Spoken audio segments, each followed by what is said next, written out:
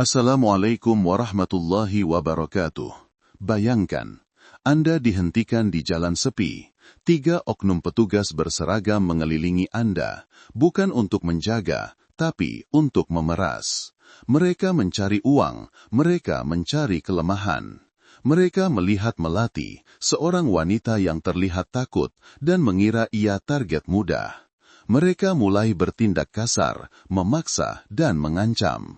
Namun, oknum-oknum itu tidak sadar. Mereka baru saja menjerat diri mereka sendiri. Mereka tidak tahu bahwa wanita yang mereka remehkan ini adalah perwira intelijen yang sedang menyamar. Di bawah penampilan sederhana itu bersembunyi tangan petarung juara tinju. Melati bukanlah mangsa, ia adalah pemburu. Apa yang terjadi selanjutnya akan menjadi pelajaran paling menyakitkan bagi mereka.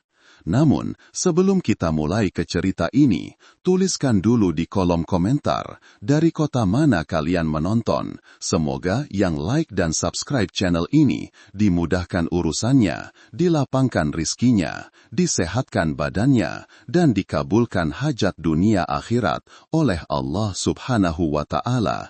Amin ya Rabbal Alamin. Sekarang, mari kita masuk ke ceritanya. Jalan provinsi yang membelah pinggiran kota memang selalu sepi saat matahari mulai tenggelam. Pemandangan jingga yang perlahan menghilang di ufuk barat seharusnya menjadi penutup hari yang damai bagi Melati, tetapi tidak malam ini. Sejak 2 minggu lalu, suasana hatinya selalu dipenuhi kewaspadaan. Tugasnya kali ini sangat jauh dari seragam dinas yang biasa ia kenakan. Melati duduk di belakang kemudi mobil sedan hitam standar. Rambutnya diikat kuda biasa, wajahnya bersih tanpa riasan mencolok, dan ia mengenakan kemeja katun biasa. Tidak ada tanda-tanda yang menunjukkan bahwa ia adalah seorang perwira unit internal atau bahwa ia pernah menjadi juara tinju kelas welter amatir. Ia hanya terlihat seperti pekerja kantoran biasa yang sedang menuju pulang atau mungkin sedang dikejar tenggat waktu. Laju mobilnya melambat ketika ia melihat kerumunan remang-remang di tikungan depan. Bukan keramaian pasar, melainkan sepasang lampu rotator biru yang menyala sporadis, ditambah 2 kerucut lalu lintas yang diletakkan asal-asalan di tengah jalan. Sebuah pos pemeriksaan dadakan. Melati merasakan firasat buruk yang tajam. Instingnya mengatakan bahwa ini bukan pemeriksaan rutin, melainkan jaring. Jika ini adalah pos resmi, seharusnya ada minimal 4 petugas dengan penerangan memadai dan papan penunjuk yang jelas. Yang ia lihat hanyalah 3 bayangan besar berseragam coklat tua, merokok dengan santai di tepi jalan sambil menatap setiap mobil yang lewat dengan tatapan predator. Ia menurunkan sedikit kecepatan, namun tidak mencoba menghindar. Menghindar berarti memicu kecurigaan.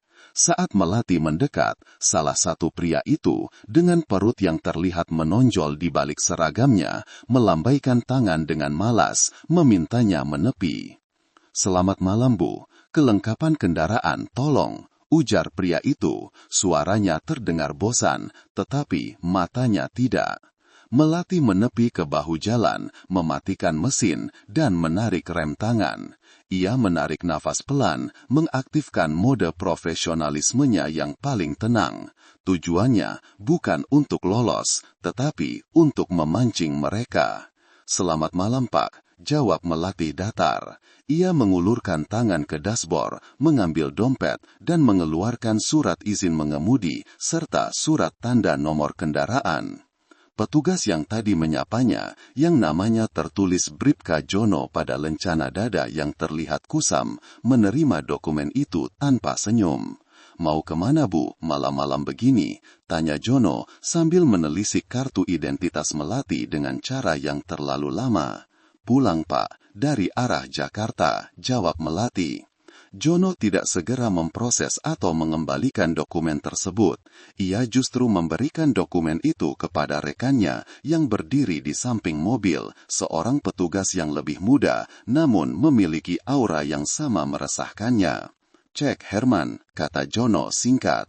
Herman mengambil dokumen itu, lalu berjalan memutari mobil Melati, pura-pura memeriksa lampu belakang, padahal jelas-jelas ia hanya berusaha mengintimidasi. Semua dokumen sudah lengkap, Pak. STNK hidup, SIM saya juga masih berlaku. Saya sudah patuh, kata Melati tetap tenang. Jono tersenyum kecil, senyum yang tidak sampai ke matanya. Memang Bu, dokumennya lengkap, tapi begini, kendaraan ibu ini kelihatannya ada sedikit masalah ya. Melati mengerutkan alisnya, bermain peran sebagai warga sivil yang bingung. Masalah apa, Pak? Lampu depan ibu ini sepertinya tidak sesuai standar, terlalu putih. Ini bisa mengganggu pengendara lain, tuduh Jono, menunjuk lampu mobil yang sebenarnya adalah lampu standar pabrik. Pelanggaran pasal 831 Bu, bisa ditilang dan kena denda maksimal Rp300.000. Melati menatap lurus ke arah Jono. Ia tahu persis pasal dan denda yang dimaksud. Jono jelas-jelas mengarang.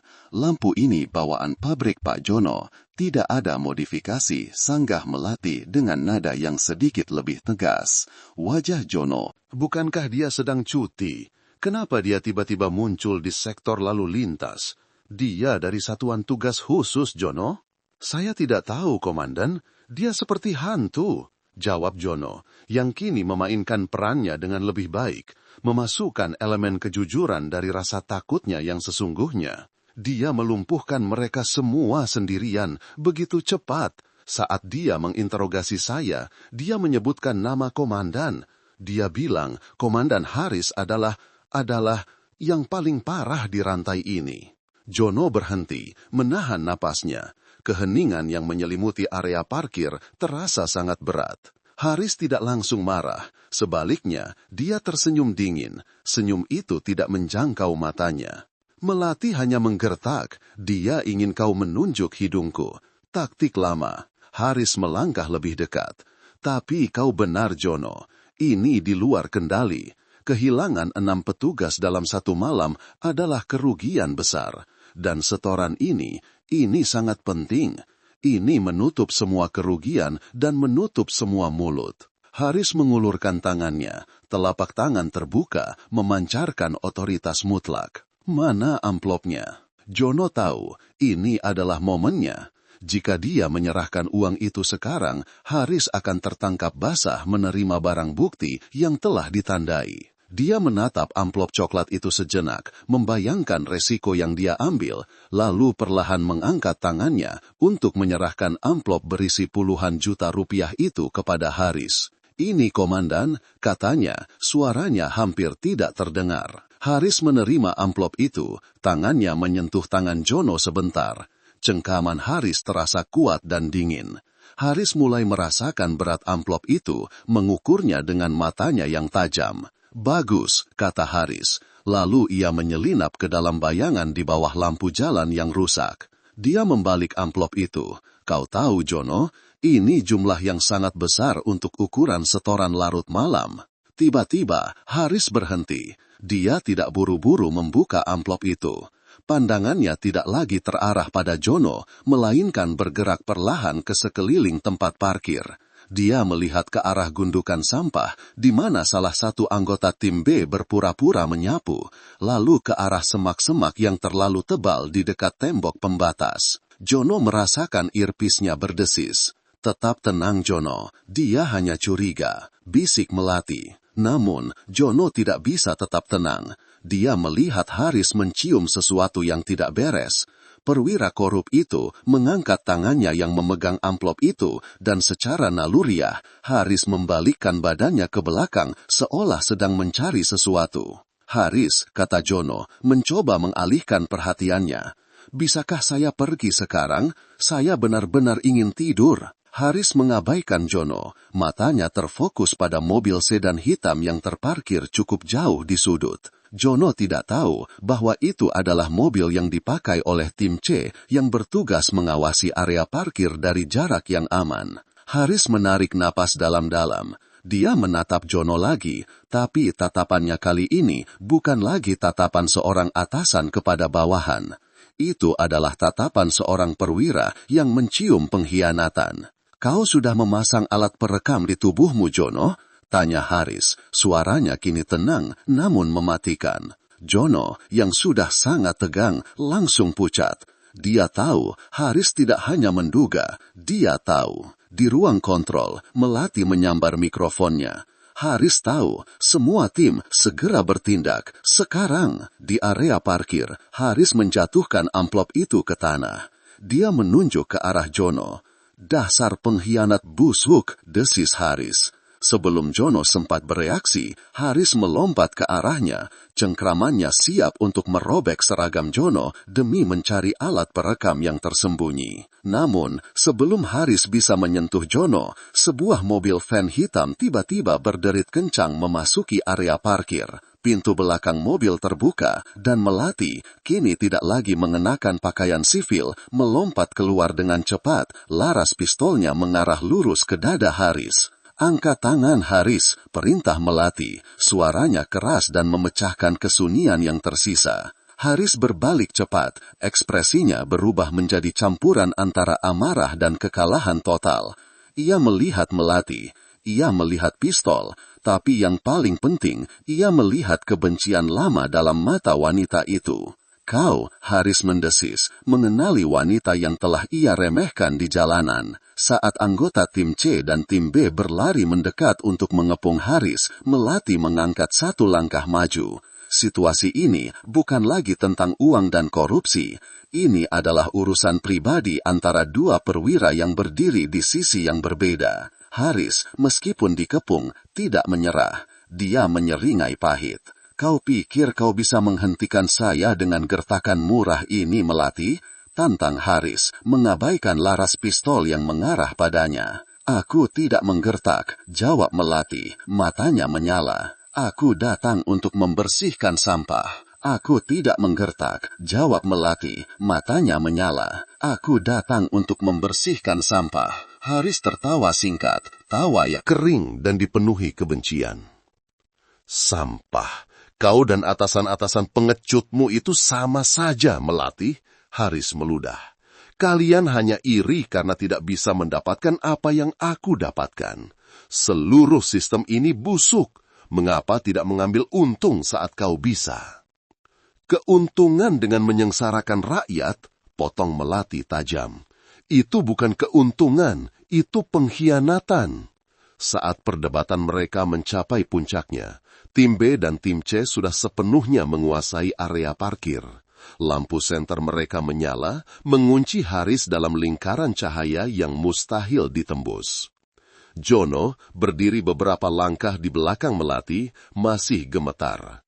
Rasa takut yang ia rasakan selama berbulan-bulan di bawah perintah Haris kini bercampur dengan harapan yang meledak-ledak. Haris menoleh sebentar ke arah Jono. Tatapan matanya begitu dingin hingga membuat punggung Jono merinding. Kau akan menyesali ini, Jono. Aku bersumpah demi Allah, kau akan menyesal, ancam Haris. Melati mengangkat pistolnya sedikit, memastikan larasnya tetap stabil dan terarah. Ancamanmu sudah tidak berlagu lagi, Haris, kata Melati. Sekarang jatuhkan diri ke tanah. Perlahan, angkat kedua tanganmu ke atas kepala. Haris melihat sekeliling. Dia menghitung jumlah orang. 6 anggota tim B, 4 anggota tim C, dan Melati di depannya. Total 11 orang bersenjata. Tidak ada jalan keluar. Melati merasakan otot-otot di lehernya menegang. Haris tidak bergerak. Dia hanya berdiri di sana, memproses kekalahan yang baru saja terjadi. Tiba-tiba, Haris mengalihkan pandangannya dari Melati dan melompat ke arah yang paling tidak terduga, yaitu ke arah gundukan mobil van hitam tempat salah satu anggota tim B berdiri. Itu adalah tindakan putus asa yang tidak berharga.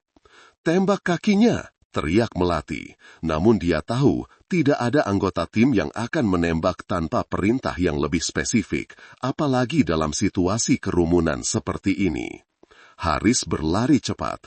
Tubuhnya yang besar namun masih cekatan berusaha mencapai kegelapan di balik van. Melati menyadari bahwa Haris tidak hanya mencoba lari. Dia tahu Haris ingin menciptakan kekacauan atau mungkin meraih senjata tersembunyi yang ada di mobilnya. Saat Haris mencapai sisi mobil van, Melati bergerak dengan kecepatan yang mengejutkan. Alih-alih melepaskan tembakan, dia dengan cepat menyelipkan pistol ke dalam sarungnya yang tergantung di pinggangnya. Dia tahu Haris adalah perwira yang terlatih. Tembakan peringatan hanya akan memicu Haris untuk melakukan hal yang lebih gila lagi atau bahkan baku tembak yang tidak perlu. Melati mengandalkan naluri lamanya, naluri petarung yang sudah menjadi bagian dari dirinya sejak masa pelatihan di Sasana Tinju. "Tangkap dia!" seru seorang anggota tim B. Melati tidak menunggu. Dia berlari menyusul Haris yang sedang berusaha membuka pintu mobil van dengan brutal. Haris merasakan bayangan Melati mendekat.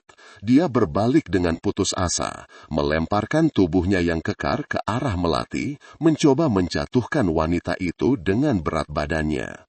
Haris mengira ini akan mudah, sama seperti saat ia meremehkan Melati di jalan raya tempo hari. Dia salah besar. Saat Haris melancarkan pukulan besar yang lebar ke arah wajah Melati, Melati hanya memutar tubuhnya sedikit ke samping. Gerakannya secepat kilat, memanfaatkan momentum dan kecepatan yang tidak dimiliki Haris. Pukulan Haris meleset, hanya menggesek udara tipis di samping telinga Melati. Sebelum Haris sempat menarik kembali lengannya yang terentang, Melati telah berada di bawah pengawasannya. Dia memasukkan tubuhnya ke dalam celah antara Haris dan mobil van. Dengan menggunakan seluruh kekuatan kakinya yang terlatih, Melati melancarkan serangan balasan. Bukan pukulan yang menghancurkan, melainkan sebuah manuver bela diri yang mematikan namun terukur. Melati menahan pergelangan tangan Haris yang baru saja menyerang, memutar pinggangnya, dan mendorong bahu Haris ke belakang. Haris terkejut dan kehilangan keseimbangan, merasakan tubuhnya sendiri seperti tersandung batu besar. Terdengar suara keras, seperti sebuah karung beras raksasa yang dijatuhkan dari lantai 2, saat tubuh Haris menghantam aspal parkiran. Udara keluar dari paru-parunya dalam embusan yang menyakitkan. Haris mencoba bangkit, mata mendelik karena rasa sakit dan penghinaan. Namun Melati tidak memberinya kesempatan. Saat Haris berjuang untuk menopang dirinya dengan siku, Melati sudah menjatuhkan lututnya dengan tepat di tengah punggung Haris, persis di bawah tulang belikatnya. Ini adalah teknik pengekangan yang memaksa Haris tidak bisa mengambil nafas penuh, apalagi melawan. Angkat tangan Haris, ulang Melati. Suaranya kini tidak lagi berteriak, melainkan berbisik tajam di telinga Haris yang terengah-engah. Haris berjuang, mencoba mendorong tubuh Melati yang menekannya ke aspal, namun tekanan di punggungnya terlalu besar. Menyadari dengan rasa mual bahwa wanita yang ia remehkan di jalanan, wanita yang ia anggap hanya seorang sipil rewel, adalah seorang ahli tempur yang berada di liga yang jauh di atasnya. Ini bukan sekadar pertarungan, ini adalah penghinaan total. "Borgol dia," perintah Melati kepada anggota tim B yang bergegas mendekat. 2 anggota tim segera bergerak, satu mengamankan kaki Haris dan yang lainnya menarik kedua tangannya ke belakang punggung. Suara logam borgol yang beradu terdengar tajam dan memuakkan di tengah malam yang sunyi. Melati bangkit dari punggung Haris, melangkah mundur sedikit dan mengatur nafasnya. Jono mendekati Haris yang sudah terborgol dan terbaring menyedihkan di tanah. Wajah Jono kini tidak lagi menampilkan kekaguman, melainkan kekecewaan yang mendalam.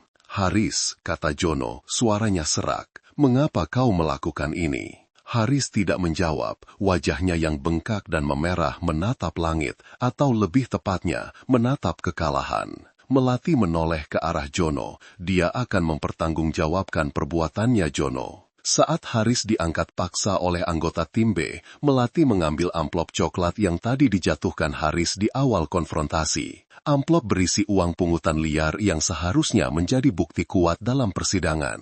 Melati mengamati Haris yang digiring pergi. Kepalanya terasa berat. Tugasnya belum selesai. Setelah operasi penangkapan selesai, ia harus segera kembali ke markas, membuat laporan rinci, dan menyiapkan diri untuk memberikan kesaksian. Operasi senyap telah sukses. Tim inti korup di kepolisian telah dilumpuhkan. Saat anggota tim lainnya mulai membereskan TKP, mengumpulkan barang bukti, dan menarik kendaraan mereka, Melati berjalan menuju Jono yang masih berdiri terpaku di samping mobil van. "Terima kasih Jono," kata Melati tulus. "Kau menyelamatkan banyak orang." Jono hanya mengangguk pelan. "Saya lega, Bu. Akhirnya saya bisa tidur nyenyak." "Ya," jawab Melati, matanya menatap siluet Haris yang menghilang ke dalam mobil tahanan. "Kau dan aku." Melati menarik nafas dalam-dalam, namun malam itu belum berakhir. Saat dia melangkah menuju mobil van untuk bergabung dengan timnya, ponsel Melati berdering. Itu adalah panggilan dari Direktur Utama. Melati mengangkatnya. "Laporan sudah saya terima, Melati," kata suara berat Direktur Utama di seberang sana. "Selamat atas keberhasilan operasi ini. Namun ada satu masalah kecil yang harus kau tangani sebelum fajar." Melati merasakan firasat buruk yang tajam. "Masalah apa, Komandan?" tanya Melati. "Kepala inspektur yang kita curigai terlibat dalam pencucian uang. Dia telah menghilang dari rumahnya 3 jam yang lalu." Melati menutup matanya sesaat. Kasus ini ternyata memiliki akar yang jauh lebih dalam dan lebih gelap daripada sekadar Haris dan uang damai di jalanan. "Siapkan tim pelacak. Aku akan kembali ke markas dalam 15 menit. Melati mengakhiri panggilan. Dia menatap langit malam yang mulai memudar di Cakrawala Timur. Melati tahu, ini baru permulaan dari perang besar. Haris hanya sebatas ujung tombak yang patah. Seseorang yang lebih kuat sedang menarik benang di balik layar, dan orang itu kini sedang melarikan diri. Melati menoleh ke arah Jono yang masih terlihat bingung dengan panggilan telepon mendadak itu. Malam yang seharusnya berakhir dengan rasa kemenangan, kini dipenuhi dengan hawa kekhawatiran yang baru. "Jono," ujar Melati, suaranya pelan namun tegas. "Tugas di sini sudah selesai. Kau dan tim B, pastikan semua barang bukti diamankan dan dibawa ke markas utama. Semua saksi mata, termasuk dirimu, harus segera memberikan keterangan resmi besok pagi." Jono mengangguk cepat. Rasa hormatnya pada Melati kini bercampur dengan kekaguman. "Saya mengerti, Bu. Ada masalah lain?" tanya Jono, melihat raut wajah Melati yang berubah serius. "Kepala inspektur yang kita incar, dia lepas landas," jawab Melati singkat, menggunakan istilah pelarian. "Ini bukan hanya tentang uang receh di jalanan, Jono. Ini tentang akarnya. Aku harus segera kembali ke markas. Operasi senyap fase 2 dimulai sekarang." Melati tidak menunggu jawaban lagi. Dia segera berbalik, berlari ringan menuju mobil van hitam yang pintunya sudah terbuka. Di dalamnya, 2 anggota tim A sudah siap dengan perlengkapan komunikasi canggih. Kecepatan adalah segalanya. 15 menit kemudian, Melati tiba di markas operasi yang terletak di sebuah gedung sipil yang tidak mencurigakan. Malam itu, ruang komando dipenuhi ketegangan. Direktur Utama yang dikenal dengan panggilan Komandan Rajasa berdiri di tengah ruangan, memegang tongkat penunjuk. Pria paruh baya itu memiliki sorot mata tajam yang tidak pernah pudar, meski jam sudah menunjukkan pukul 2 dini hari. "Melati, kau terlambat 2 menit, sambut Komandan Rajasa tanpa basa-basi. Laporan lapangan sudah saya sampaikan, Komandan. Haris dan timnya sudah diamankan," Melati melaporkan dengan cepat. "Bagus, tapi itu hanya ranting yang patah," ujar Rajasa, menunjuk salah satu titik merah di layar. "Kepala Inspektur Guntur Wijaya. Dia tahu kita sudah dekat. 3 jam lalu, dia menghilang seperti ditelan bumi." Melati mendekati layar. Nama Kepala Inspektur Guntur Wijaya terpampang di sana, disertai foto seorang pria berkumis tipis dengan tatapan licik. Guntur adalah orang yang mengendalikan jaringan pencucian uang besar, yang juga menaungi praktik pungutan liar Haris. "Bagaimana dia bisa tahu, Komandan?" tanya Melati. "Operasi ini sangat tertutup." "Itulah yang kita selidiki. Guntur ini bukan polisi biasa. Dia perencana yang handal dan dia memiliki mata-mata di dalam." Rajasa menoleh pada Melati. Dia membawa dokumen rahasia. Jika dokumen itu bocor ke publik, atau lebih buruk lagi, ke tangan pihak luar yang berbahaya, seluruh upaya kita sia-sia. Kita semua bisa dituduh melanggar prosedur, atau bahkan difitnah terlibat dalam operasi ilegal. Jantung Melati berdetak lebih cepat. Bahaya kini tidak hanya mengancam karirnya, tetapi juga kredibilitas seluruh institusi. Tim pelacak sudah dimobilisasi, Komandan? Sudah, tapi mereka menghadapi dinding batu, jelas Rajasa, menghela napas berat. Guntur meninggalkan rumahnya menggunakan jalur terowongan lama yang terhubung dengan sistem saluran air di bawah kota. Dia pasti sudah merencanakan ini berbulan-bulan. Seorang teknisi muda mendekat, wajahnya pucat. Komandan, kami mencoba melacak jejak digitalnya. Semua kartu kredit, telepon, dan bahkan chip pelacak kendaraannya sudah dimatikan total. Dia cerdas, gumam Melati. Dia beralih ke tim intelijen. Berapa lama waktu yang kita miliki sebelum dia berhasil keluar dari kota atau keluar dari pulau ini? Kepala intelijen, seorang wanita bernama Sari, menjawab dengan suara tegang. Kami menduga dia akan mencari jalur laut, mungkin menuju pulau terdekat yang tidak memiliki pengawasan ketat. Jika dia bergerak sekarang, kita punya waktu maksimal 8 jam sebelum fajar menyingsing di timur. 8 jam, itu waktu yang sangat sempit untuk mencari satu orang yang sudah terlatih untuk melarikan diri di tengah hutan beton yang luas. Melati menunjuk ke peta. Fokus pada area pelabuhan ilegal di sisi utara. Guntur adalah orang yang terbiasa hidup mewah. Dia pasti tidak akan memilih perahu nelayan lusuh. Cari kontak lama yang mungkin dia gunakan, atau aset properti atas nama pihak ketiga di sekitar dermaga. Kami sudah melakukannya, Bu Melati, hasilnya nihil, kata Sari putus asa. Melati memejamkan mata sejenak, memikirkan setiap pelajaran yang dia dapatkan dari pelatihan sebagai atlet tinju. Ketika lawan menghindar, jangan menyerang langsung ke tempat dia berada, serang tempat dia akan pergi. Melati berjalan ke meja taktis, mengambil pena spidol merah.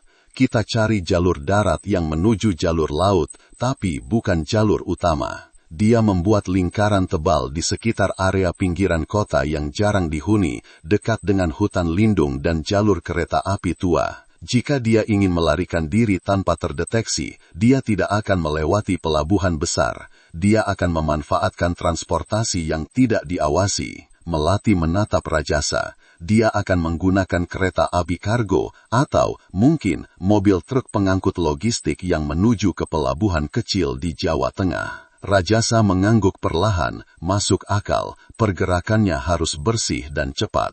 Tim penyergap harus segera bergerak, bagi mereka menjadi 3 unit.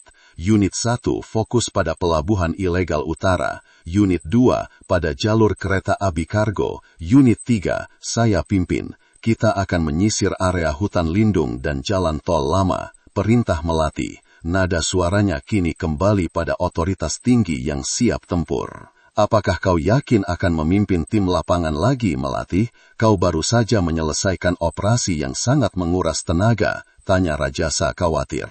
Melati tersenyum tipis. Senyum itu tidak menjanjikan kebaikan, melainkan bahaya bagi siapapun yang menghalangi jalannya. Saya belum sempat mandi, Komandan, tapi adrenalin saya sedang tinggi, jawab Melati. Guntur adalah target utama, saya harus memastikannya sendiri. Rajasa tahu Melati tidak bisa dibantah saat sudah mengambil keputusan. Baiklah, tapi berhati-hatilah. Guntur mungkin pengecut, tapi dia didukung oleh sindikat yang jauh lebih besar dan berbahaya dari yang kita bayangkan. Mereka akan melakukan apa saja untuk membungkamnya, atau yang lebih buruk, membungkammu. Melati mengambil rompi pelindungnya dan mengeluarkan senjatanya dari sarung. Dia memeriksa amunisi. Senjata itu terasa dingin dan familiar di tangannya. Saya tahu, Komandan, ujar Melati. Matanya kini memancarkan fokus yang sama tajamnya saat dia berada di atas ring tinju. Tapi mereka lupa satu hal, saya tidak pernah kalah dalam pertarungan, khususnya pertarungan yang sangat penting. Dia memimpin tim 3 keluar dari markas, sirene. Mobil tidak dinyalakan. Kecepatan dan keheningan adalah kunci. Operasi senyap fase 2 bukan lagi tentang menangkap koruptor di jalanan, melainkan tentang perburuan skala besar untuk menyelamatkan reputasi dan integritas tim mereka. Saat mobil Melati membelah malam menuju pinggiran kota, pikiran Melati berputar cepat. Guntur pasti sudah memiliki kontak yang menunggu. Dia tidak sendirian. Melati meraih radio komunikasi. Tim 1, tim 2, dengarkan. Ini Melati. Kita mencari jarum di tumpukan jerami. Tapi ingat, jarum ini terbuat dari emas. Jika kalian melihat pergerakan mencurigakan yang melibatkan kendaraan logistik besar, jangan serang.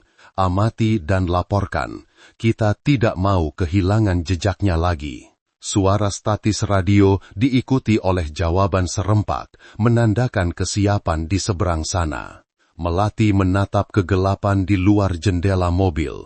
Perburuan ini akan menjadi yang terpanjang dan paling berbahaya yang pernah ia hadapi. Dia harus segera menemukan Guntur sebelum pagi datang, sebelum sang kepala inspektur yang licik itu berhasil menyeberang ke zona aman yang tidak terjangkau hukum mereka. Cepat, injak gas lebih dalam, perintah Melati kepada pengemudi. Waktu terus berdetak, dan di balik kegelapan malam, Melati yakin Guntur sedang menunggu kesempatan terakhirnya. Mobil hitam yang membawa Melati dan tim 3 bergerak cepat membelah jalanan pinggiran kota yang sunyi. Hanya ada suara dengungan mesin yang memecah keheningan malam. Mata Melati terpaku pada peta digital, menghitung setiap detik yang terbuang. Kita masuk area hutan lindung sekarang. Sebentar lagi kita akan tiba di jalur tol lama, ujar Melati kepada 2 anggota tim di belakangnya. Ingat rencana, senyap dan pasti. Mereka menempuh beberapa kilometer lagi, melewati deretan pohon tinggi yang menutupi cahaya bulan. Udara terasa dingin dan lembab. Tiba-tiba, radio komunikasi Melati berderak kencang, memutus ketegangan yang hening. Melati, ini tim 2, kami punya kontak visual, lokasi, perlintasan rel kereta api di dekat Jalan Raya Purwa. Sebuah truk kontainer besar, warna abu-abu gelap, tidak ada logo perusahaan yang jelas. Kecepatannya tinggi, menuju ke timur, lurus menuju pelabuhan kecil. Jantung Melati berdetak lebih kencang. Ini dia. Apakah ada pengawalan? Tanya Melati cepat. Tidak terlihat jelas, tapi kaca pengemudi sangat gelap. Kami yakin itu target kita, Melati. Truk itu melaju sangat tidak wajar di jam seperti ini. Melati segera membuat keputusan. Tim 2, jangan ikuti terlalu dekat. Pertahankan jarak, amati pergerakannya. Tim 3, kita potong jalur, akselerasi penuh. Kita tunggu dia di pintu masuk pelabuhan kecil. Siap, Komandan. Mobil tim 3 menambah kecepatan drastis. Melati melihat titik-titik di peta bergerak mendekat satu sama lain. Area yang akan mereka masuki adalah jalan kecil yang jarang dilalui, sempit dan diapit tebing di satu sisi dan jurang di sisi lainnya. Lokasi yang sempurna untuk sebuah penyergapan dan lokasi yang sangat berbahaya jika terjadi baku tembak. 5 menit yang terasa seperti berjam-jam berlalu. Melati menyuruh pengemudi menghentikan mobil tepat di tikungan tajam, sekitar 500 meter sebelum gerbang masuk pelabuhan ilegal tersebut.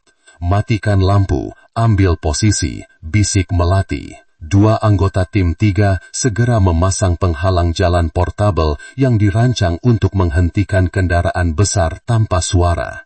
Melati turun, merangkul senapan laras pendeknya, dan bersembunyi di balik gundukan batu besar. Malam terasa begitu sunyi, hanya ada suara jangkrik dan detak darah di telinganya. Keheningan itu pecah oleh gemuruh mesin diesel yang menderu.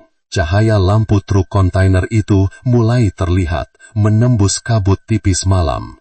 Truk itu raksasa, monster logam yang melaju kencang, seolah-olah pengemudinya sangat terburu-buru. Saat truk itu mendekat, lampu depannya menyapu area penyergapan.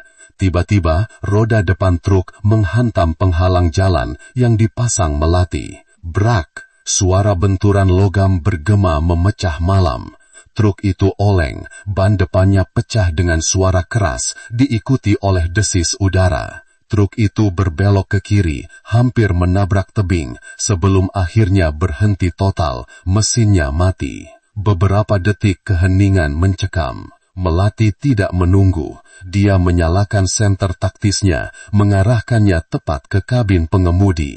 "Keluar, angkat tanganmu," teriak Melati dengan suara yang penuh otoritas, menggema di antara pepohonan. Pintu kabin pengemudi terbuka. Yang keluar pertama bukan Guntur, melainkan seorang pria bertubuh besar dengan seragam sipil dan sebuah pistol semi-otomatis di tangannya. Di belakangnya muncul seorang lagi, berwajah dingin dan siaga.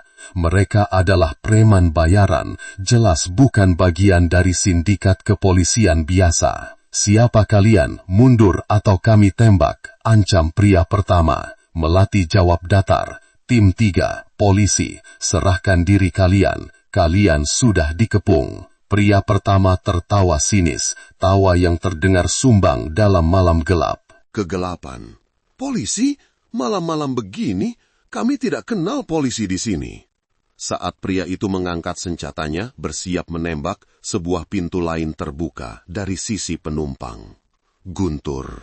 Wajah Guntur pucat, tampak sangat tertekan dan ketakutan. Dia mengenakan jas mahal yang kini tampak kusut dan kotor. "Jangan tembak, itu adalah Komandan Melati. Dia bukan lawan yang bisa kalian hadapi," teriak Guntur panik kepada anak buahnya. Ia sudah menyaksikan sendiri bagaimana Melati melumpuhkan 4 oknum polisi sendirian di siang bolong. Namun, instruksi yang diterima preman itu jelas, pertahankan bos mereka sampai mati. Pria pertama melepaskan tembakan peringatan ke udara. Suara tembakan itu memecah kesunyian sepenuhnya, memicu adrenalin Melati. "Lindungi komandan," perintah Melati kepada timnya. Melati tidak menggunakan senapan, dia menjatuhkannya ke tanah lalu bergerak. Dalam satu gerakan kilat yang memanfaatkan kegelapan dan kecepatan, Melati berlari zigzag lurus menuju truk. Pria pertama terkejut melihat serangan frontal tanpa senjata api. Dia mengarahkan pistolnya. Dor! Dor! Peluru meleset jauh, Melati sudah terlalu dekat. Dengan refleks seorang mantan juara tinju, Melati mengayunkan tinjunya. Bukan pukulan biasa, melainkan hook keras ke pelipis pria pertama. Pria itu langsung ambruk tanpa suara, pingsan sebelum sempat menyentuh tanah. Pria kedua yang lebih terlatih berusaha bereaksi. Dia menarik pisaunya dan bergerak ke arah Melati. Guntur berteriak ketakutan di belakangnya. "Tahan! Hentikan!" Melati menunduk menghindari sabetan pisau, lalu menggunakan gerakan kaki yang cepat untuk memutar tubuhnya, membuat pria kedua kehilangan keseimbangan. Kemudian, dengan satu tendangan cepat dan kuat yang diarahkan ke lutut, ia melumpuhkan kaki pria itu. Pria kedua menjerit kesakitan, pisau terlepas dari genggamannya. Dalam waktu kurang dari 10 detik, 2 pengawal bayaran Guntur telah dinetralisir hanya dengan kemampuan bela diri Melati. Guntur melihat Melati mendekat, mencoba melarikan diri ke sisi lain truk, namun kedua kakinya terasa lemas. Melati mencegatnya. Mau lari kemana? Kepala Inspektur Guntur. Guntur berbalik, matanya liar. "Melati, kau tidak mengerti. Aku punya banyak informasi yang kau butuhkan. Kita bisa bekerja sama. Aku akan memberikan semua nama orang penting di belakangku." Melati menatap Guntur dengan mata dingin. "Waktumu sudah habis, Guntur. Kesempatan untuk bekerja sama adalah saat kau menerima panggilan telepon Rajasa minggu lalu. Tapi ini bukan tentang uang lagi. Mereka akan membunuhku. Mereka lebih berbahaya dari yang kau kira," raung Guntur memohon. Melati menyentakkan kerah jas Guntur, menariknya dengan kasar, dan mendorongnya hingga terbentur keras ke badan truk kontainer. "Itu bukan lagi urusanku. Tanggung jawabmu sudah menumpuk di meja Komandan Rajasa," ujar Melati tajam. Tim 3 yang kini maju segera mengamankan kedua preman dan memborgol Guntur. Saat Guntur diborgol, dia terlihat sangat kecil dan menyedihkan. Keangkuhan yang dulu ia tunjukkan saat bertemu Rajasa telah hilang, digantikan oleh keputusasaan dan rasa takut yang mendalam. Melati menghela nafas lega. Ia melirik kontainer truk itu. Periksa isinya. Aku yakin semua data dan uang yang dia curi ada di dalam sana. Operasi senyap fase 2 selesai. Melati kemudian mengambil radio komunikasi, tangannya bergetar sedikit karena kelelahan, tapi juga puas. Rajasa, ini Melati. Target utama berhasil diamankan. Guntur sudah di tangan kita. 2 preman bayaran berhasil dilumpuhkan. Alhamdulillah tidak ada korban di pihak kami. Di seberang sana terdengar nafas lega Rajasa. Kerja bagus Melati, sangat bagus. Saya tahu Allah selalu melindungi orang benar. Kami akan membawa Guntur kembali ke markas, kirim unit forensik dan logistik untuk mengambil truk kontainer ini. Tugas kita belum selesai, kita baru saja membuka pintu ke masalah yang lebih besar, kata Melati.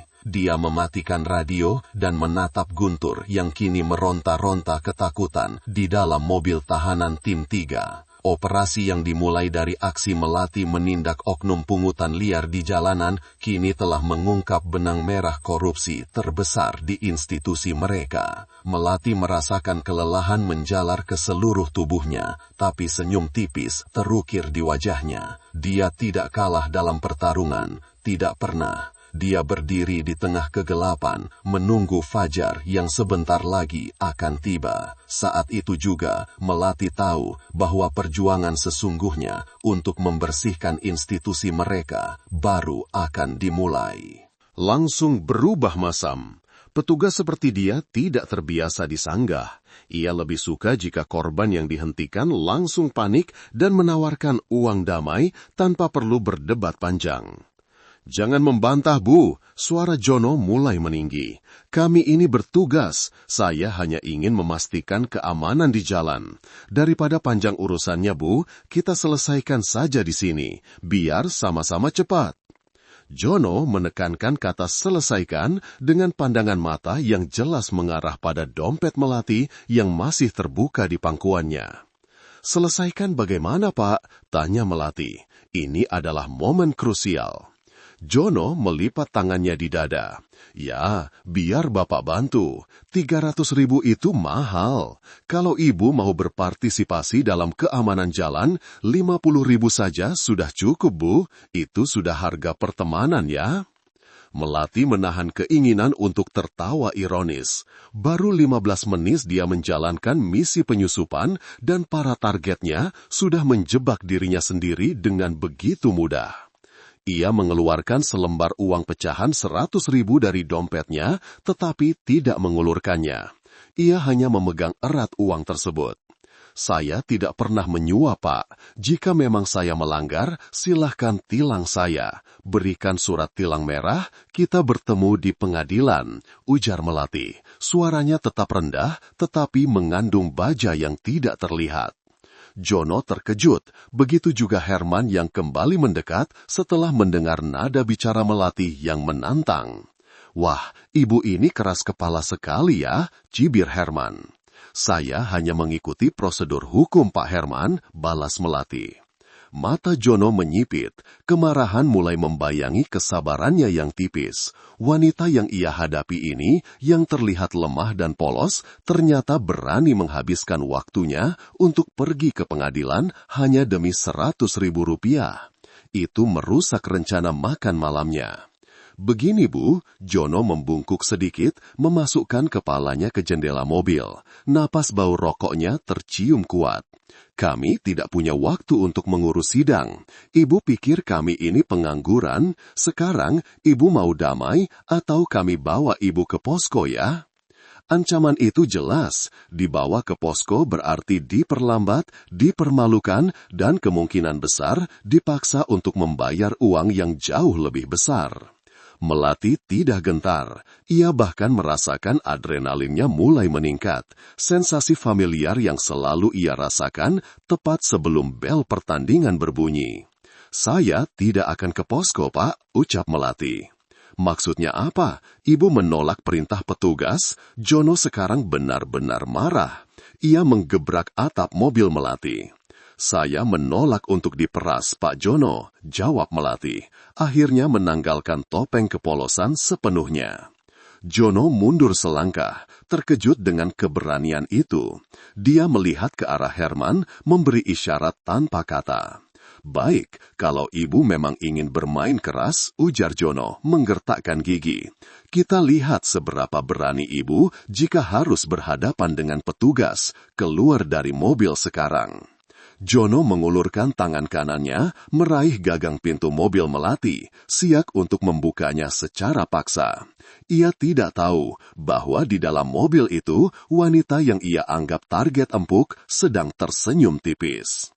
Saat Jono menarik gagang pintu, Melati bergerak. Gerakannya halus, cepat, dan terukur. Jono bahkan belum sempat merasakan pegangan gagang pintu ketika tiba-tiba sebuah siku baja menghantam pergelangan tangannya. Jono menjerit, refleks menarik tangannya yang mati rasa. Ia menatap Melati, yang kini sudah berdiri tegak di luar mobil, menghadapinya dengan tatapan dingin. Penampilan polosnya lenyap. Di hadapannya kini berdiri bukan wanita kantoran, melainkan petarung. Herman dan satu petugas lain yang tadinya berjaga di belakang langsung bergerak maju, menarik keluar tongkat polisi mereka. Mereka mengira ini hanya perkelahian kecil, tetapi yang mereka hadapi adalah kesalahan terburuk dalam karir mereka. Melati melirik ke sekeliling, jalanan masih sepi. "Hati-hati dengan pilihan korban Anda, Pak Jono," bisik Melati. Suaranya mengandung ancaman yang mengerikan. Jono, didorong oleh rasa malu dan amarah, mengayunkan tinjunya secara membabi buta ke arah wajah Melati. Lalu lintas yang damai di jalan provinsi itu akan segera berubah menjadi arena pertarungan yang brutal. Duel antara petugas yang serakah melawan keadilan yang selama ini mereka coba injak-injak. Dan Melati siap untuk melayani setiap pukulan yang datang sebelum akhirnya melumpuhkan para oknum itu. Pertarungan baru saja dimulai. Tinju membabi buta dari Jono meluncur lurus ke arah kepala Melati. Itu adalah ayunan liar, tanpa dasar, yang didorong oleh rasa marah, bukan teknik. Melati hanya melihat gerakan itu datang sebagai ancaman yang lambat dan bisa diprediksi. Otaknya bekerja dalam sepersekian detik, mengingatkannya pada pelatihan bertahun-tahun di atas ring dan di akademi kepolisian. Ia tidak perlu menghindar jauh, ia hanya perlu menggeser sedikit tubuhnya. Sebuah gerakan yang dalam dunia tinju disebut slip, pukulan. Kotor Jono hanya menggaruk udara kosong di samping pipi Melati. Sebelum Jono menyadari bahwa pukulannya meleset, Melati sudah melakukan serangan balasan yang cepat. Gerakannya bukan pukulan berat seorang petarung kelas berat, melainkan tembakan cepat dan tepat yang bertujuan untuk mengganggu keseimbangan dan mengunci perhatian lawan. Dengan kecepatan yang sulit diikuti mata telanjang, sebuah jab kiri yang tajam menghantam tulang hidung Jono. Suara buk yang tumpul terdengar samar. Jono tersentak mundur, matanya berair, sensasi nyeri menusuk menjalar dari hidungnya ke bagian belakang tengkoraknya. Kepalanya berdengung. Ia meraba hidungnya secara refleks dan mendapati ada sedikit cairan hangat menetes. Herman dan petugas ketiga yang masih belum mengeluarkan identitasnya dari balik rompi polisi tertegun. Mereka baru saja menyaksikan kapten mereka, seorang pria besar yang seharusnya mudah mengatasi wanita ini, dihajar dalam satu serangan pembuka. "Jono!" teriak Herman terkejut. Kini mereka tidak lagi melihat Melati sebagai domba yang siap diperah. Mereka melihatnya sebagai ancaman fisik yang nyata. Kemarahan Jono yang tadinya membara, kini bercampur dengan rasa sakit dan panik. Ia tidak menyangka wanita ini bisa melawan, apalagi dengan cara yang begitu terlatih. Herman dan petugas ketiga yang lain, sebut saja Didik, memutuskan untuk mengabaikan prosedur. Mereka menyerang bersamaan. Herman bergerak dari sisi kanan, mengangkat tongkat polisinya tinggi-tinggi. Didik, yang jauh lebih muda dan kurang sabar, mencoba mengait Melati dari belakang dengan tangan kosong. "Tahan dia," perintah Herman. Melati, yang kini dikepung oleh 3 orang, justru merasa berada di elemennya. Di atas ring tinju, ia belajar bagaimana mengendalikan jarak. Di pelatihan taktis kepolisian, ia belajar bagaimana melumpuhkan banyak lawan bersenjata dalam ruang terbatas. Herman mengayunkan tongkatnya secara horizontal menuju pinggang Melati, sebuah ayunan yang dimaksudkan untuk melumpuhkan. Melati menunduk rendah menghindari tongkat itu hanya beberapa inci dari rambutnya. Dalam gerakan yang sama, ia berputar, menggunakan momentum putaran itu untuk menyambut Didik yang datang dari belakang. Didik berusaha menangkap lengan Melati, tetapi yang ia dapatkan adalah siku tajam Melati yang menabrak lusuknya. Bukan pukulan kuat, tetapi cukup untuk membuat Didik sesak napas, menjerit tertahan, dan langsung jatuh berlutut sambil memegangi sisi tubuhnya. 1 petugas lumpuh. Melati segera berbalik menghadap Herman. Herman melihat Didik terkapar menjadi semakin brutal. Ia mengayunkan tongkatnya lagi, kali ini vertikal ke arah kepala Melati. Melati mengangkat tangan kirinya, bukan untuk memblokir total, tetapi untuk menangkis sudut tongkat itu. Begitu tongkat itu menyentuh bagian keras lengan bawahnya, Melati tidak melepaskannya. Dengan cengkeraman baja yang cepat, ia menangkap batang tongkat tersebut. Herman terkejut.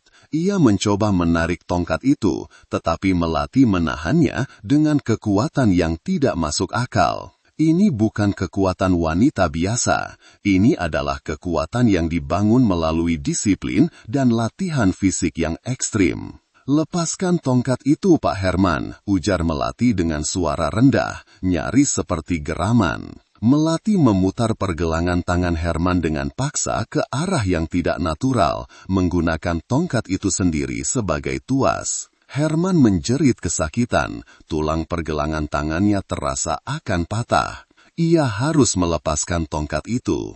Tongkat polisi itu jatuh ke aspal jalan dengan bunyi klang yang keras. Melati segera melemparkan tongkat itu jauh-jauh ke semak-semak. Sekarang Herman tidak bersenjata. Melati tidak memberikan Herman waktu untuk bernapas. Dia bergerak mendekat, memasukkan tubuhnya ke dalam pertahanan Herman dan melancarkan sebuah pukulan pendek, hook, yang tepat mengenai ulu hati Herman.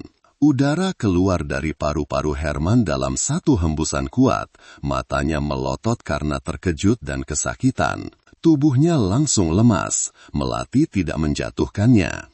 Ia hanya mendorong Herman ke belakang dengan satu dorongan keras. Herman jatuh telentang di atas mobil patroli mereka dengan suara bluk yang memuaskan, menjadikannya tontonan yang memalukan. 2 petugas lumpuh dalam waktu kurang dari 15 detik. Jono yang berhasil membersihkan air mata dan darahnya, kini hanya berdiri sendiri, dipenuhi rasa ngeri. Ia melihat ke sekeliling, berharap ada mobil lewat, ada saksi mata, tetapi jalanan itu masih saja sepi, seolah-olah Allah telah menutup mata dari tempat kejadian ini. Ketakutan mulai menggantikan amarahnya. Ia melihat Melati melangkah perlahan ke arahnya. Wanita yang tadinya ia anggap mangsa, kini berdiri seperti predator yang tenang dan mematikan. Pakaian kerjanya yang rapi, sepatu pantofelnya, semua itu tampak tidak penting lagi. Yang tersisa hanyalah seorang petarung yang dingin. "Kami bisa selesaikan ini sekarang, Pak Jono," kata Melati, mengambil kuda-kuda tinju yang sempurna, dagu. Sedikit ditarik masuk, sarung tangan tak terlihat siap di depan wajahnya. Jono mundur selangkah demi selangkah. Ia meraih pinggangnya, mencari pistol yang seharusnya ada di sana, tetapi ia ingat bahwa untuk operasi pungli santai seperti ini, mereka jarang membawa senjata api, karena itu akan menarik perhatian lebih banyak. Mereka hanya membawa tongkat dan kekuasaan semu. Kau siapa sebenarnya? Jono terbata-bata. Saya bilang, Anda salah pilih korban, ulang Melati. Kami tidak akan ke pos Kopa, kita akan selesaikan ini di sini. Jono mencoba berlari.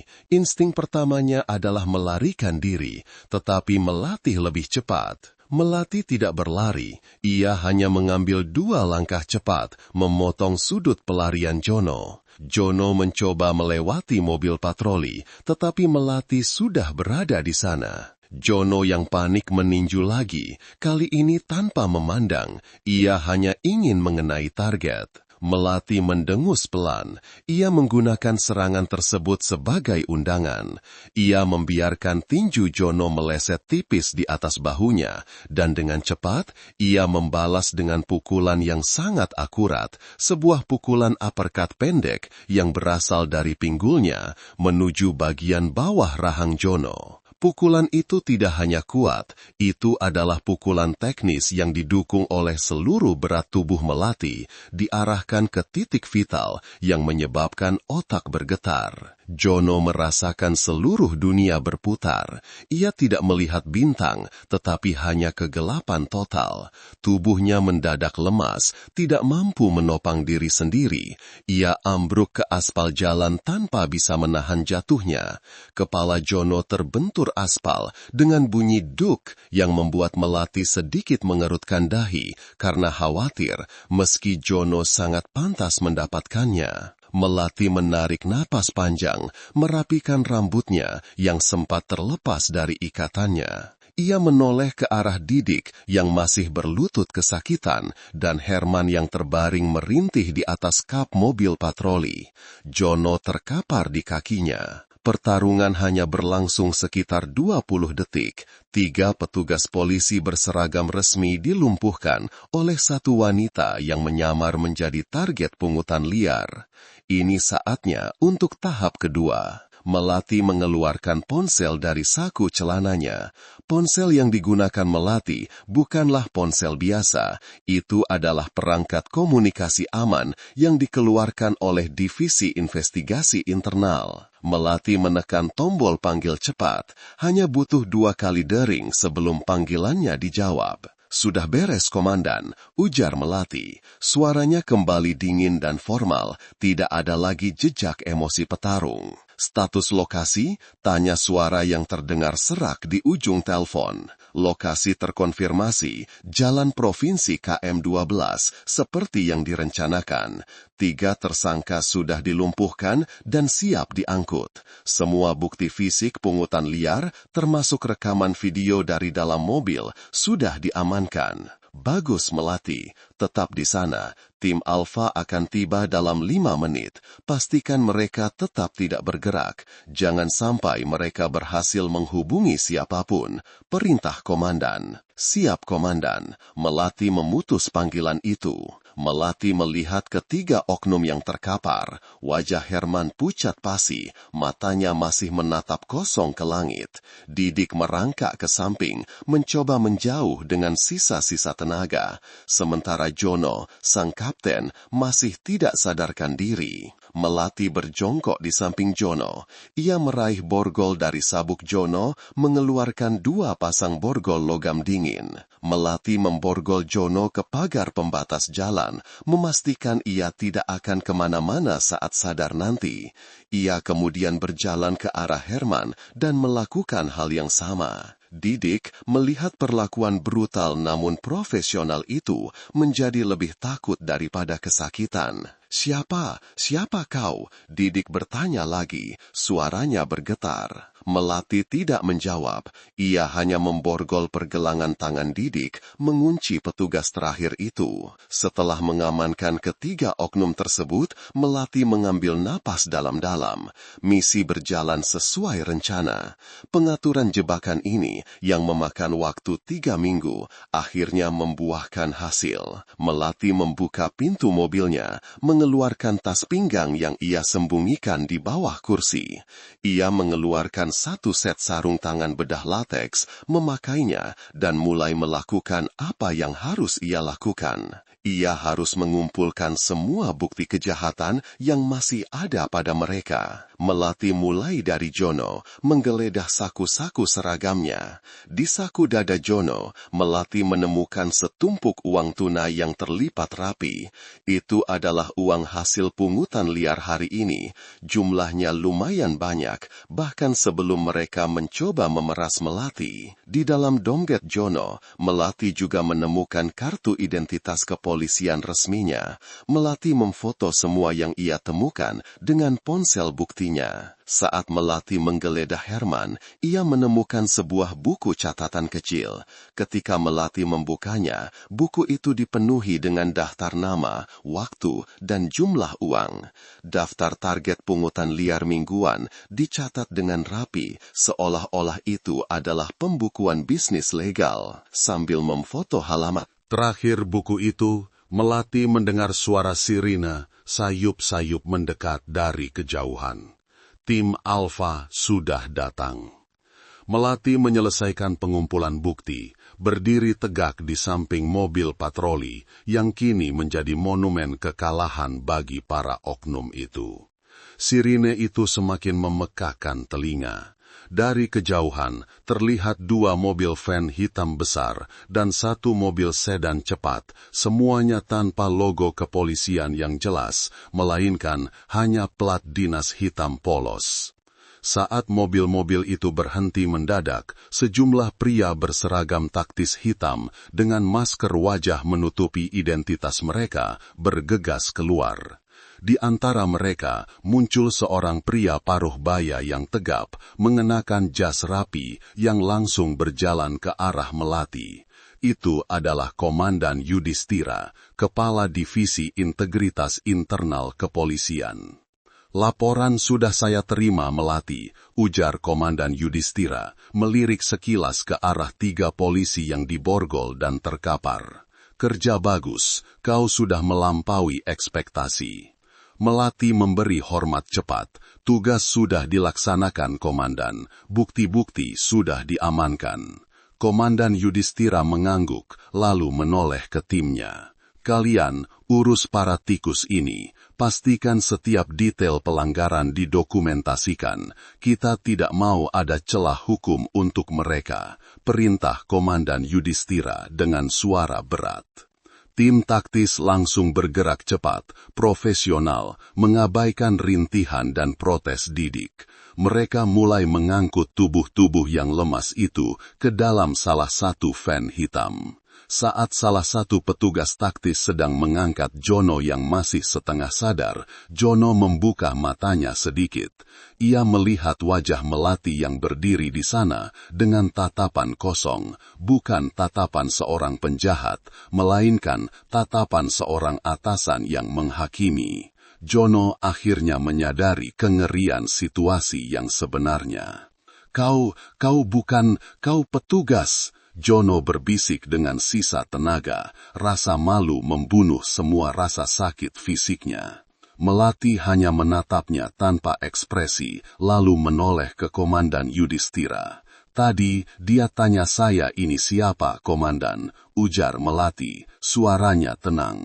Komandan Yudhistira tersenyum dingin. Ia mendekat ke Jono yang sedang dipegangi oleh timnya. "Dia bukan petugas biasa, Jono," kata Komandan Yudhistira, suaranya seperti bilah es.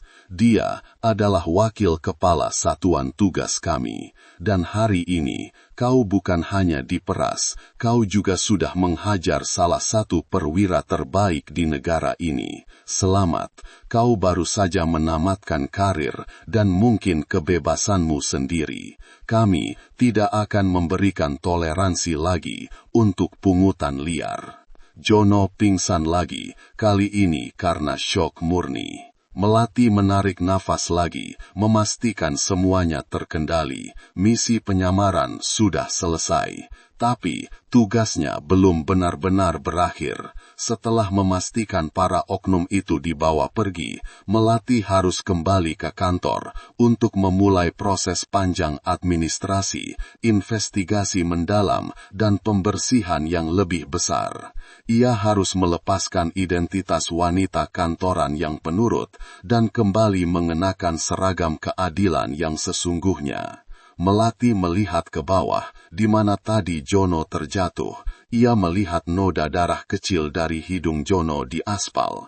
Ia menghela nafas, lalu berbalik menuju mobilnya. Komandan Yudhistira berjalan bersamanya. "Apa kau baik-baik saja, Melati? Tidak ada yang terluka?" tanya Komandan Yudhistira, khawatir. Melati menggeleng. "Tidak ada, Komandan. Hanya sedikit pegal di lengan saat menangkis tongkat. Semua sesuai pelatihan." Komandan Yudhistira tersenyum bangga. "Baiklah, kita pulang, wakil kepala." Melati membuka pintu mobilnya, kembali ke kursi pengemudi. Ia mengambil surat tilang Rp100.000 yang masih tergeletak di jok penumpang. Surat tilang yang menjadi pemicu kehancuran 3 oknum polisi itu. Ia merobeknya menjadi 2 bagian tanpa ragu. Melati menatap lurus ke depan, ke jalan provinsi yang kini kembali sepi dan damai. Misi berikutnya sudah menanti, membersihkan sisa-sisa kotoran yang bersembunyi di balik lencana. Ia menyalakan mesin mobil dan mengemudikannya, mengikuti van hitam tim investigasi, meninggalkan arena pertarungan singkat namun menentukan itu. Babak penangkapan selesai, kini babak pengadilan akan dimulai, dan Melati akan memastikan keadilan sejati ditegakkan tanpa ada negosiasi damai, tanpa ada pungutan liar. Melati mengemudi dengan kecepatan stabil. Van tim taktis yang membawa 3 oknum yang baru dilumpuhkan sudah jauh di depan, hanya tampak lampu belakangnya yang merah di kegelapan malam. Ia merasakan ketenangan yang dingin. Adrenalin dari pertarungan sudah mereda, digantikan oleh kelelahan dan fokus yang tajam. Di dalam mobil, bau keringat dan aspal masih tertinggal tipis, namun Melati tidak memedulikannya. Ia membiarkan pikirannya menganalisis ulang setiap detik insiden tadi, bukan untuk penyesalan, melainkan untuk memastikan tidak ada celah prosedural yang bisa digunakan oleh para oknum itu untuk lolos dari jerat hukum.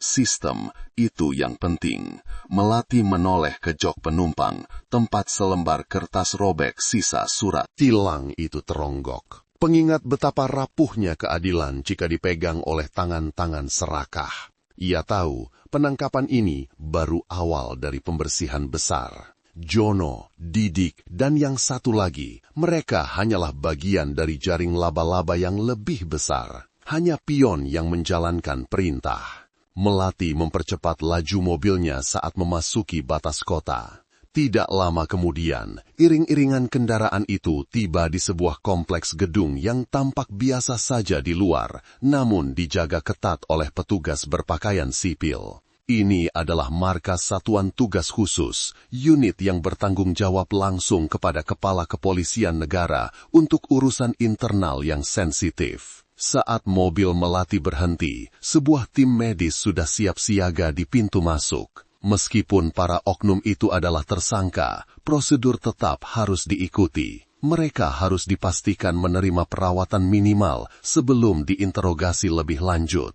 Melati keluar dari mobil bukan lagi sebagai wanita kantoran yang rapuh, melainkan dengan langkah pasti dan bahu tegak seorang perwira. Komandan Yudhistira sudah menunggunya di lobi. Melati, kau langsung ke ruang ganti pakaianmu dan temui aku di ruang operasi Alfa dalam 10 menit. Perintah Komandan Yudhistira, nada suaranya kembali formal dan otoritatif. Siap, Komandan, jawab Melati singkat. Melati langsung menuju ruang pribadinya. Ia membuka gaun dan sepatu hak rendah yang ia gunakan sebagai penyamaran. Ia membersihkan sisa riasan wajahnya, menghapus bedak yang sengaja ia buat agar terlihat kuyu dan lesu. Di hadapan cermin, Melati yang sesungguhnya mulai muncul. Wajahnya yang tegas, garis rahangnya yang kuat, dan sorot matanya yang tajam kembali. Ia mengambil seragam taktis yang tergantung di lemari baja. Seragam itu sederhana, berwarna gelap, tanpa banyak lencana, menunjukkan tingkat kerahasiaan dan fungsinya. Sebagai unit investigasi internal, saat seragam itu melekat di tubuhnya, identitasnya sebagai wakil kepala satuan tugas menguasai dirinya sepenuhnya. Setelah 10 menit, wakil kepala Melati berdiri di depan ruang operasi Alfa. Ia membuka pintu dan memasuki ruangan yang penuh dengan energi dan aktivitas. Beberapa analis IT, penyelidik forensik, dan petugas intelijen sedang bekerja keras di depan layar monitor besar. Ruang operasi Alfa adalah pusat saraf misi ini. Di dinding terpampang peta struktur organisasi kepolisian daerah. Beberapa nama sudah dilingkari merah. Komandan Yudhistira berdiri di tengah, menunjuk ke layar yang menampilkan data bank dan log komunikasi yang rumit. Selamat datang kembali wakil kepala, kata Komandan Yudhistira, tersenyum kecil, senyum bangga bercampur dengan keseriusan. Mereka sudah diproses, luka Jono tidak serius, hanya patah hidung ringan. Kami sudah mendapatkan pernyataan awal, dan seperti yang kita duga, mereka mulai menyanyi. Melati berjalan ke meja, mengambil tempat duduk di samping Komandan Yudhistira. Ia merasakan bau kopi pekat dan kertas cetakan yang mendominasi ruangan. Apa yang sudah kita dapatkan, Komandan? Tanya Melati. Suaranya kini dingin dan profesional, jauh berbeda dari suaranya yang memelas di jalan tadi malam. Seorang analis IT yang duduk di sebelah kiri melayangkan sebuah folder digital ke layar utama. Kami menyita ponsel dan buku catatan Jono, Didik, dan Bima. Yang paling menarik adalah ponsel Jono wakil kepala, jelas sang analis. Kami menemukan log transfer dana rutin setiap hari Jumat ke nomor rekening yang sama. Jumlahnya bervariasi, mulai dari 500.000 hingga 1 juta rupiah. Jeda singkat terjadi, Melati menyilangkan tangannya di depan dada. Rekening siapa? Rekening atas nama perseorangan, tapi setelah kami lacak riwayat transaksinya, rekening ini sering sekali berinteraksi dengan rekening lain yang terdaftar atas nama bendahara di salah satu markas unit patroli lalu lintas, tepat di bawah kepala unit. Lanjut analis tersebut, mengetik cepat. Komandan Yudhistira menganggukkan kepalanya. Ini membuktikan kecurigaan kita, Melati. Pungutan liar di jalanan itu bukan hanya inisiatif oknum serampangan. Ini terstruktur. Uang damai 100.000 perak itu adalah setoran harian untuk atasan. Melati menatap peta struktur di dinding. 3 nama oknum tadi sudah ditandai dengan garis tebal. Dan kini garis itu mengarah ke satu kotak nama di atas mereka. Kepala unit patroli lalu lintas, Bapak Kepala Unit Haris. Jadi, Kepala Unit Haris adalah target berikutnya, simpul Melati, nadanya datar. Dia adalah perantara, kami yakin itu, sela seorang petugas intelijen yang selama ini memantau pergerakan Haris. Haris dikenal memiliki gaya hidup mewah yang tidak sesuai dengan gajinya. Dia juga baru saja membeli rumah mewah di pinggiran kota secara tunai. Kami tidak bisa membuktikan dari mana uangnya, tapi semua data mengarah kepadanya sebagai koordinator setoran. Komandan Yudhistira mencondongkan tubuhnya ke depan, suaranya merendah. Masalahnya, Melati, kita perlu bukti yang tidak terbantahkan yang menghubungkan Haris. Langsung ke sistem pemerasan. Penangkapan 3 anak buahnya akan membuatnya sangat berhati-hati. Haris akan segera mencoba membakar semua jejak. Kita harus bergerak sebelum matahari terbit, desak Melati. Ia tahu betul bagaimana mekanisme internal bekerja. Begitu ada penangkapan, informasi akan menyebar seperti api, dan rantai korupsi di atasnya akan langsung memutuskan sambungan. Tepat sekali, setuju Komandan Yudhistira. Kita sudah memblokir semua akses komunikasi di markas lalu lintas untuk membatasi penyebaran berita. Tapi waktu kita sempit. Kita harus memancing Haris keluar dan menangkapnya basah sebelum dia sempat menghancurkan data penting di kantornya. Melati bangkit dari tempat duduknya, menuju layar utama. Ia mempelajari wajah kepala unit Haris yang terpampang di sana. Pria paruh baya dengan senyum ramah yang tersembunyi di balik lensa kacamata. Wajah yang sama sekali tidak menunjukkan bahwa ia sedang merusak kepercayaan publik. Kita tidak perlu memancingnya, Komandan. Kita gunakan saja umpan yang sama, ujar Melati, sebuah ide terbentuk di benaknya. Komandan Yudhistira mengangkat alisnya. Maksudnya? Jono dan kawan-kawan adalah penyetor rutin. Jika setoran itu tiba-tiba tidak ada, Haris pasti akan bereaksi. Tapi, jika setoran itu datang, namun di luar jadwal dan melalui jalur yang tidak biasa, itu akan menimbulkan pertanyaan, dan dia mungkin akan melakukan kesalahan fatal, jelas Melati, matanya berkilat. Kau ingin kita mengirimkan uang setoran palsu kepadanya? Tanya Komandan Yudhistira sedikit ragu. Tidak, kita kirimkan Jono atau salah satu dari mereka, koreksi Melati. Kita biarkan Haris berpikir bahwa Jono sedang mencoba menebus kesalahannya karena tidak mencapai target setoran malam ini. Jono akan menjadi pembawa pesan yang dipersiapkan dengan baik. Komandan Yudhistira tersenyum lebar. Risiko besar, Jono mungkin memberitahu Haris tentang penangkapan itu. Kita pastikan Jono tidak akan punya pilihan selain patuh, jawab Melati. Tatapannya beralih ke pintu yang menuju ke ruang interogasi. Sudah saatnya kita bicara dengan Jono lagi. Kali ini sebagai rekan kerja yang sama-sama tahu bagaimana permainan ini bekerja. Baiklah, Wakil Kepala, rencanakan skenarionya, ujar Komandan Yudhistira, menyerahkan kendali sepenuhnya kepada Melati. Kita akan selesaikan ini malam ini. Kita tidak boleh membiarkan masyarakat berpikir bahwa setiap lenceng adalah izin untuk memeras. Allah pasti melihat setiap kebenaran yang kita perjuangkan. Melati mengangguk. Ia meraih folder berkas di meja dan berjalan cepat menuju ruang interogasi, meninggalkan Komandan Yudhistira dan timnya yang kembali sibuk merencanakan detail teknis. Keadilan harus ditegakkan, dan Melati adalah petugas yang siap menjadi palu untuk menghancurkan sistem korupsi tersebut. Ia harus mendapatkan Haris, dan melalui Haris, ia akan mencari tahu siapa dalang sesungguhnya di puncak rantai makanan pungutan liar ini. Malam masih panjang. Melati membuka pintu ruang interogasi. Cahaya lampu neon di ruangan itu tampak terlalu terang bagi Jono yang duduk terikat dengan wajah kuyu. Dua rekan Jono berada di ruangan interogasi terpisah. Melati menutup pintu di belakangnya tanpa bersuara, menciptakan keheningan yang mencekam. Ia menarik kursi baja dan duduk tepat di hadapan Jono. "Bagaimana kabarmu, Jono?" tanya Melati dengan nada datar. Jono mengangkat kepalanya perlahan, matanya dipenuhi ketakutan yang mendalam. Ia tahu wanita yang baru saja melumpuhkan dirinya dan dua rekannya dengan sangat efisien bukanlah orang sembarangan. "Apa yang akan terjadi padaku?" bisik Jono, suaranya serak. Melati meletakkan folder berkas di meja, menyodorkannya sedikit ke depan agar Jono bisa melihat isinya. Berkas itu penuh dengan bukti transfer bank, percakapan pesan singkat, dan catatan harian setoran yang sangat detail.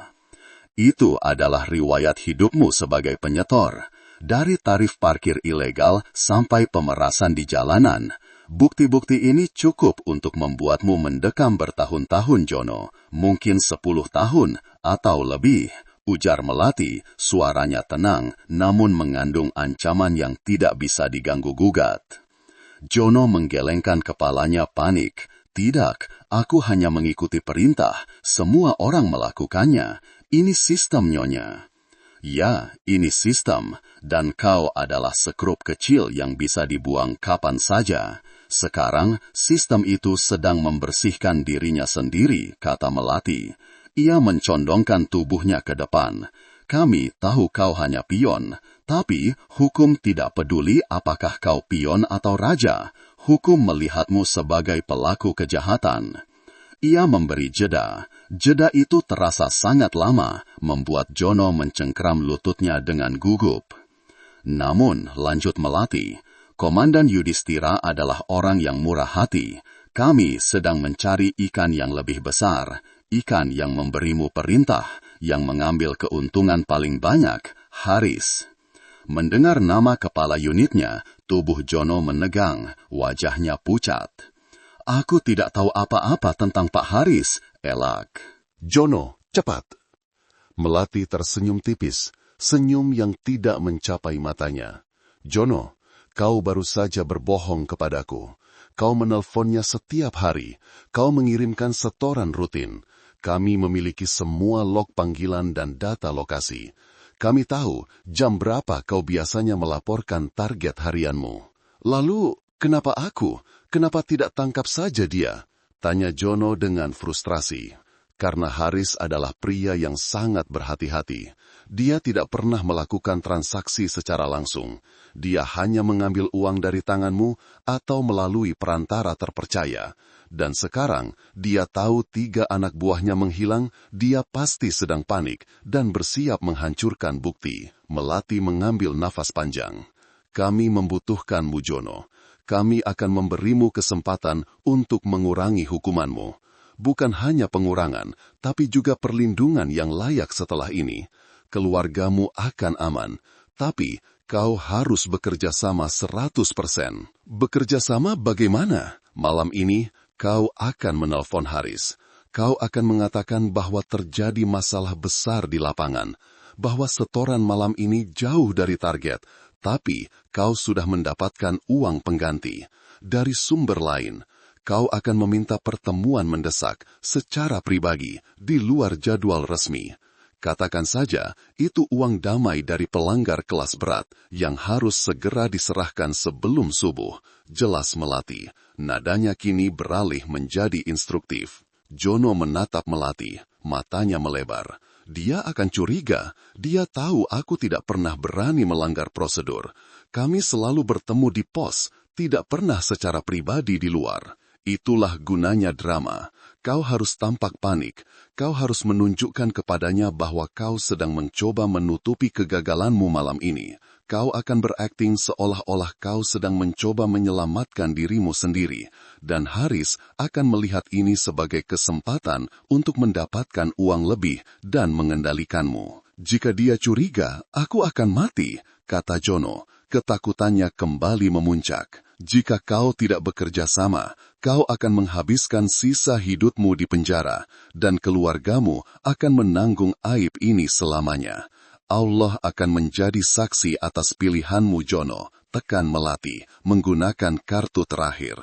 Kami akan menjagamu, kami akan memasang alat sadap, kami akan mengawasimu setiap detik. Begitu dia menerima uang itu, kami akan langsung bergerak. Jono terdiam, mempertimbangkan nasibnya. Di satu sisi, ada ancaman Haris yang pendendam. Di sisi lain, ada janji Melati untuk meringankan hukuman dan melindungi keluarganya. Pilihan itu sangat jelas. Bertahan hidup dengan sedikit kehormatan atau tenggelam bersama kapal yang sudah karam. Aku akan melakukannya, ujar Jono akhirnya. Suaranya hampir tak terdengar. Melati mengangguk puas. Bagus, sekarang kita harus bergerak cepat. Melati segera keluar dari ruang interogasi dan kembali ke ruang kontrol, tempat Komandan Yudhistira sedang menunggu. Dia setuju, tanya Komandan Yudhistira. Dia tidak punya pilihan. Dia siap menjadi umpan, jawab Melati. Haris pasti sedang berada di kantornya, mencoba membersihkan jejak sebelum fajar. Kita akan memintanya bertemu di area parkir belakang kantor lalu lintas.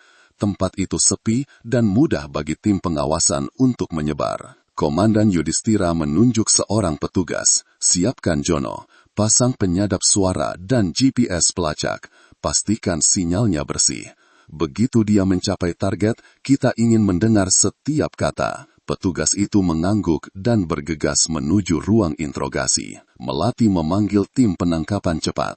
Tim A, kalian akan berada di perimeter luar.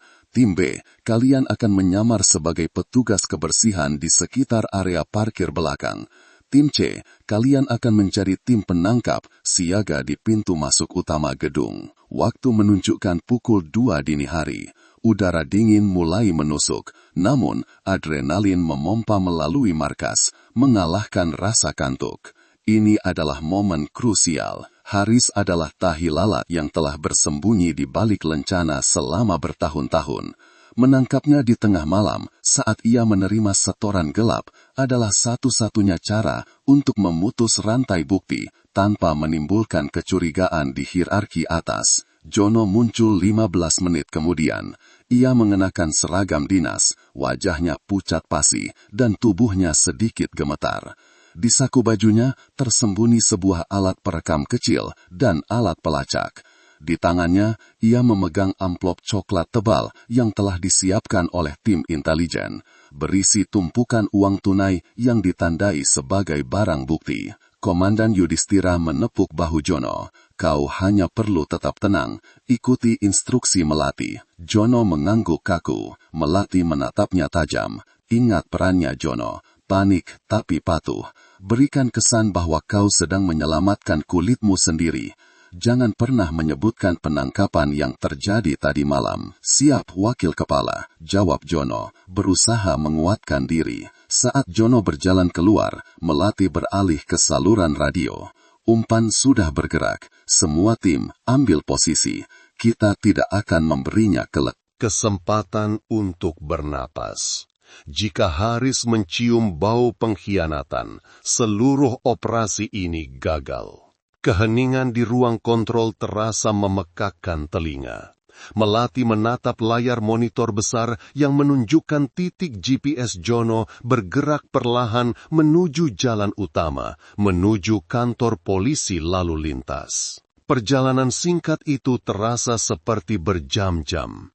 Jono sendirian di luar sana, menjadi garis tipis yang memisahkan keadilan dan kegagalan. Melati tahu, jika Haris adalah seekor singa, Jono hanyalah rusa yang gemetar. Tapi rusa yang gemetar itu sedang menuju ke sarang singa, dan Melati sudah menyiapkan senapan bius di balik semak-semak.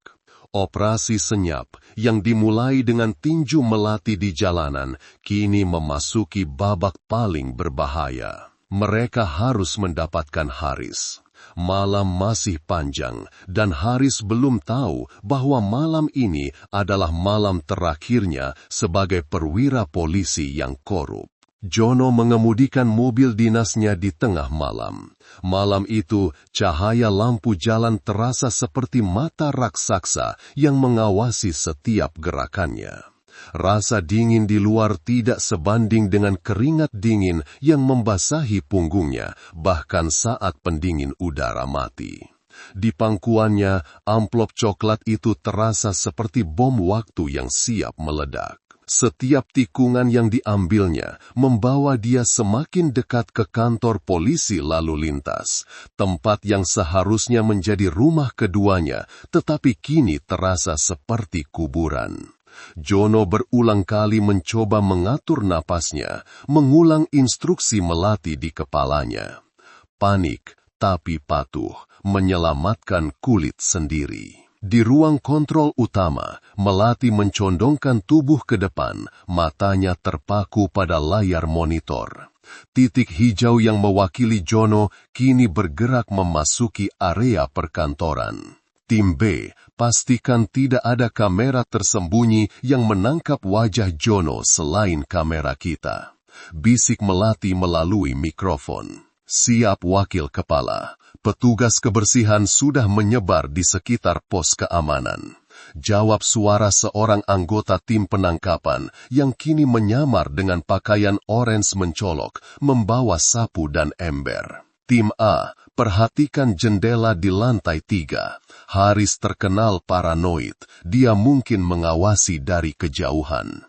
Siap, tidak ada gerakan mencurigakan di dalam gedung, lapor tim A. Melati menoleh ke arah Komandan Yudhistira.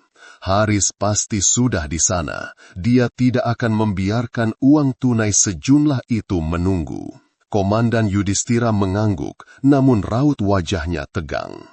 Hanya Allah yang tahu apa yang akan terjadi jika dia sadar sedang dijebak. Jono membelokkan mobilnya ke jalan masuk yang sempit menuju area parkir belakang. Tempat itu benar-benar sepi. Hanya ada beberapa mobil dinas tua yang berdebu terparkir di sudut gelap. Lampu jalan yang remang-remang membiarkan bayangan dominasi area itu, menciptakan perasaan terisolasi. Dia mematikan mesin, keheningan yang menyusul terasa memekakkan telinga. Jono menarik napas panjang, kemudian meraih gagang pintu. Jono, dengar aku. Suara Melati tiba-tiba terdengar di earpiece kecil yang tersembunyi di balik telinganya. Suaranya terdengar dingin dan sangat jelas, seperti es yang pecah. Kau harus keluar sekarang, berikan kesan bahwa kau sedang tergesa-gesa. Jono mengangguk meskipun Melati tidak bisa melihatnya. Dia keluar dari mobil, kakinya terasa kaku. Dia menutup pintu mobil dengan suara pelan yang terasa sangat keras di kesunyian malam. Dia berdiri di samping mobil, matanya bergerak panik ke sekeliling. Tiba-tiba, dia mendengar suara langkah kaki yang berat dari arah pintu belakang gedung. Jantung Jono melompat. Dari balik bayangan muncullah seorang pria tinggi, berbadan tegap, mengenakan jaket kulit hitam di atas seragam dinasnya.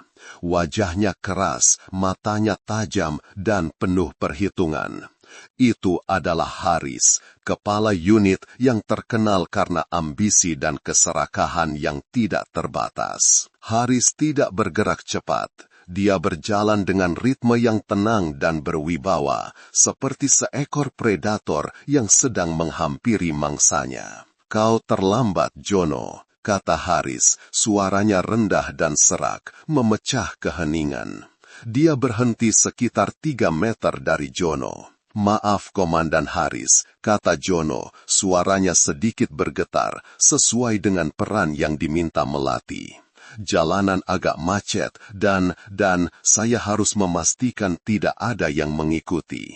Haris menyipitkan mata. Dia mencondongkan tubuh sedikit ke depan, menatap Jono dari ujung rambut sampai ujung kaki. Mengikuti, Haris tertawa kecil, tawa yang tidak mengandung kegembiraan sama sekali.